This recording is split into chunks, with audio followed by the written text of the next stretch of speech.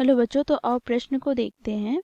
y बराबर मापांक x plus 3 का ग्राफ खींचिए एवं समाकलन की निचली सीमा -6 से उचली सीमा 0 मापांक x प्लस 3 dx का मान ज्ञात कीजिए। तो दिए गए प्रश्न की मुख्य अवधारणा की बात करें तो बच्चों यहाँ पर हम मापांक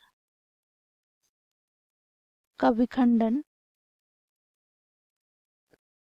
कैसे करते हैं ये देखेंगे।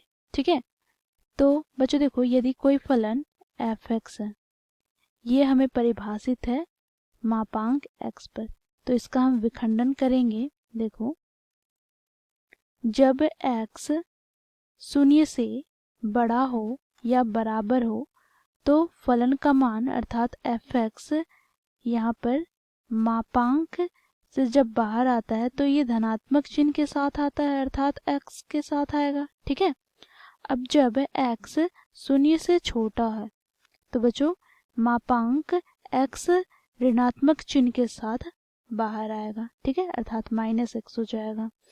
तो इस प्रकार बच्चों हम लोगों ने मापांक का विखंडन देखा।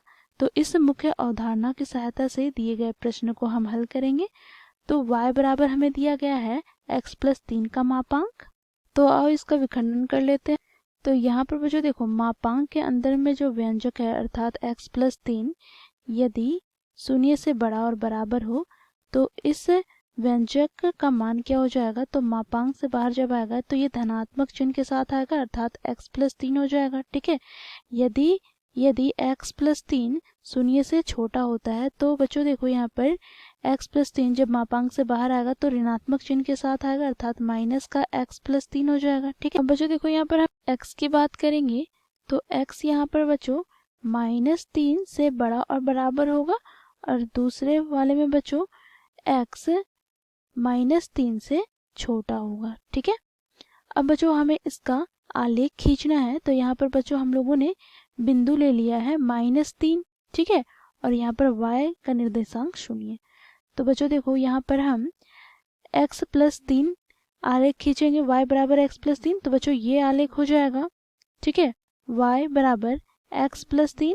अब बच्चों देखो, जब हम x का मान 0 रखते हैं तो y का मान हमें 3 प्राप्त होता है, अर्थात ये बिंदु हमें प्राप्त हो जाएगा। देखो, y का निर्देशांक हमें 3 प्राप्त होगा और x का निर्देशांक 0। ठीक है, तो ये हमारा बच्चों आलेख हो गया y बराबर x प्लस 3। अब दूसरा आलेख खींचेंगे यहाँ पर -x प्लस 3 के लिए। जब यहाँ पर x -3 से छोटा है तो ये आलेख है यहाँ पर बच्चों देखो -3 के बाईं ओर ही बनेगा। तो यहाँ पर इसकी ढलान ऋणात्मक है, तो यहाँ से बच्चों हम लोगों ने आलेख खींच लिया। ठीक है, तो ये आलेख क्या है, तो y बराबर -x प्लस 3। ठीक है, अब बच्चों देखो यहाँ पर हमें प्रश्न में क्या बोला गया है, तो प्रश्न में बच्चों हमें यहाँ पर मापांक x प्लस 3 का समाकलन करना है। यहाँ पर हमें सीमा दी गई है -6 से 0 और यहाँ पर dx। ठीक है, तो बच्चों देखो यहाँ पर इसे हम 2 अंतरालों में तोड़कर इसका समाकलन करेंगे। हमें प्राप्त हो जाएगा, देखो, समाकलन की सीमा -6 से -3 तक। तो बच्चों जब x प्लस 3 0 से छोटा होता है तो मापांक से जब ये मान बाहर आएगा तो माइनस के साथ आएगा, तो माइनस का यहाँ पर x प्लस 3 गुनी dx हो जाएगा। ठीक है, अब प्लस का बच्चों तो यहाँ पर -3 से 0 तक जाता है। तो बच्चों यह देखो, जब x प्लस 3 0 से बड़ा और बराबर हो तो बच्चों हमें मापांक में दिए गए व्यंजक का मान प्राप्त हो जाता है, धनात्मक में x प्लस 3 गुनी dx। ठीक है, अब बच्चों इसका हम समाकलन करेंगे। तो यहाँ पर सूत्र का प्रयोग करेंगे। यदि x की घात n को हम x के सापेक्ष में समाकलन करें तो ये हमें प्राप्त हो जाता है x की घात n प्लस 1 बटे में n प्लस 1 प्लस c के बराबर। तो बच्चों देखो यहाँ से हमें माइनस बाहर निकाल लेना है। ठीक है, यहाँ पर x का हम समाकलन करते हैं तो हमें प्राप्त हो जाएगा x का वर्ग बटे में 2।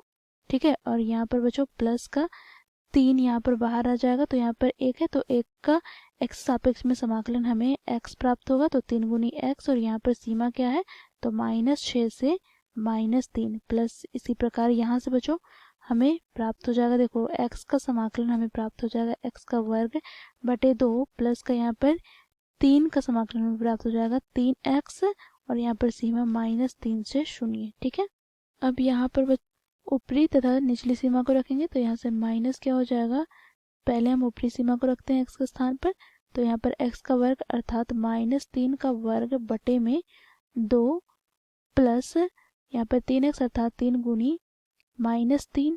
ठीक है, फिर माइनस का क्या हो जाएगा, तो देखो यहाँ पर निचली सीमा -6 तो -6 का वर्ग बटे 2 प्लस 3 गुनी -6। ठीक है, अब दूसरा पद क्या है, तो देखो यहाँ पर प्लस का यहाँ पर एक्स स्क्वायर, तो एक्स स्क्वायर के स्थान पर हम ऊपरी सीमा रखेंगे तो ऊपरी सीमा 0 है, तो 0 का स्क्वायर बटे 2 प्लस का 3 गुनी 0। अब माइनस यहाँ पर क्या हो जाएगा, तो बच्चों देखो निचली सीमा क्या है, तो माइनस का 3। ठीक है, तो माइनस का 3 का वर्ग बटे में 2 प्लस 3 गुनी -3। ठीक है, अब बच्चों इसे हम सरल कर लेते हैं, तो यहाँ से हमें प्राप्त हो जाएगा माइनस, यहाँ पर बच्चों देखो -3 का स्क्वायर 9 बटे 2 -9 और यहाँ पर -6 का स्क्वायर क्या हो जाएगा, 36 बटे 2 अर्थात यहाँ पर 36 को 2 से विभाजित करते हैं तो 18 में प्राप्त हो जाएगा, तो माइनस का 18 और यहाँ पर प्लस माइनस माइनस और माइनस माइनस प्लस, तो प्लस का 18 हो जाएगा। ठीक है, और यहाँ से हमें प्राप्त हो जाएगा बच्चों देखो ये पद तो 0 हमें प्राप्त हो जाएंगे, यहाँ से माइनस का 9 बटे 2 और यहाँ पर प्लस माइनस माइनस फिर से माइनस क्या हो जाएगा प्लस, तो 3 तिया 9।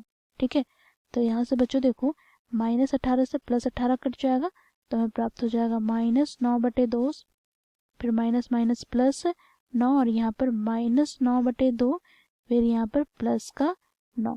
अब यहाँ से बच्चों हम इसे सरल कर लेते हैं तो हमें यहाँ पर प्राप्त हो जाएगा, देखो दो हम लोगों ने लघुत्तम ले लिया तो -9 कितना हो जाएगा -18 प्लस का 18। अब बच्चों इसे हम सरल कर लेते हैं तो दो लघुत्तम -18 प्लस 18 दूनी 36, तो यहाँ से हमें प्राप्त हो जाएगा 18 बटे 2 अर्थात यहाँ से हमें प्राप्त हो गया 9। ठीक है, तो बच्चों ये हमें मान 9 के बराबर प्राप्त हुआ, तो ये हो जाएगा बच्चों हमारा दिए गए प्रश्न का उत्तर। आशा करती हूँ ये प्रश्न आप लोगों को समझ में आया होगा। धन्यवाद।